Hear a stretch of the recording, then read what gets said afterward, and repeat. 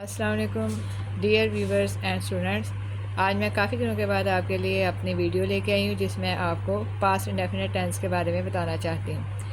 Past indefinite tense Urdu में इसको fail माज़ी मुतल्लिक़ कहते हैं और ये वो टेंस है, वो ज़माना है जिसमें किसी काम का गुज़रे हुए ज़माने में पाया जाता है, उसका करना, उसका सहना, उसका होना। लेकिन इसमें वक्त की कोई बंदिश नहीं होती कि ये काम कितनी देर पहले हो चुका है।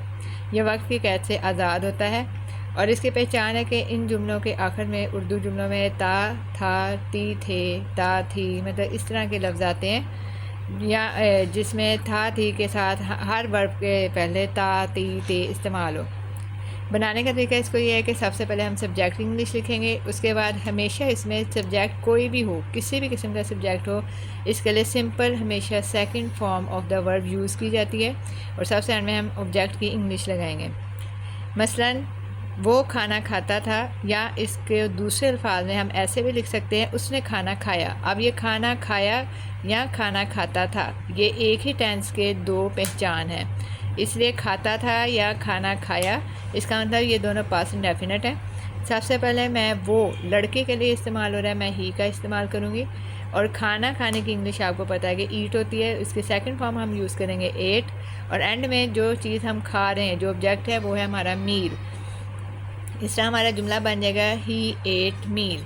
इसी तरह दूसरा जुमला लड़के क्रिकेट खेलते थे या लड़कों ने क्रिकेट खेल ली। इन जुमलों की एक दूसरी पहचान ऐसे भी है कि वर्ब के एंड में जो काम हो रहा है उसके एंड में अलिफ, छोटी है, बड़ी है, वाव वगैरह आ जाता है, तो इसलिए इसको पास्ट इंडेफिनिट टेंस की सेकंड पहचान भी कहते हैं। इसमें अब हम पहले लड़के क्रिकेट खेल रहे हैं तो द बॉयज़ की इंग्लिश लिखेंगे और क्रिकेट खेलने की सेकंड फॉर्म हमेशा खेलने के लिए प्लेड होती है, तो प्लेड। और क्या खेला जा रहा है, क्रिकेट जो कि ऑब्जेक्ट है, सबसे पहले मैं क्रिकेट लिखूँगी, इसलिए इसका हमारा जुमला ये बन गया द बॉयज़ प्लेड क्रिकेट। सबसे एंड में मेरे पास जुमला है तुम स्कूल जाते थे या तुम स्कूल गए। अब इसमें जाते थे या गए का लफ्ज़ इस्तेमाल हुआ, इन दोनों का एक ही मतलब है कि ये दोनों पास्ट इंडेफिनिट टेंस को शो कर रहे हैं। तो इसकी इंग्लिश भी ऐसे होगी, पहले मैं यू लिखूँगी, गो जाने की फर्स्ट फॉर्म है, इसकी सेकंड फॉर्म वेंट होती है, तो मैं फिर वेंट की इंग्लिश लिखूँगी। और वो अब किसी जगह पे जा रहा है तो इसके लिए हम टू का प्रेपोजिशन इस्तेमाल करेंगे यहाँ पे और एंड में स्कूल लिखूँगी। इस तरह हमारा जुमला बन गया यू वेंट टू स्कूल। मुझे उम्मीद है कि स्टूडेंट्स आपको मेरा ये लेक्चर समझ में आया होगा। प्लीज़ मुझे लाइक दीजिए और सब्सक्राइब कीजिए। आपका बहुत बहुत शुक्रिया। Thank you. अल्लाह हाफिज़।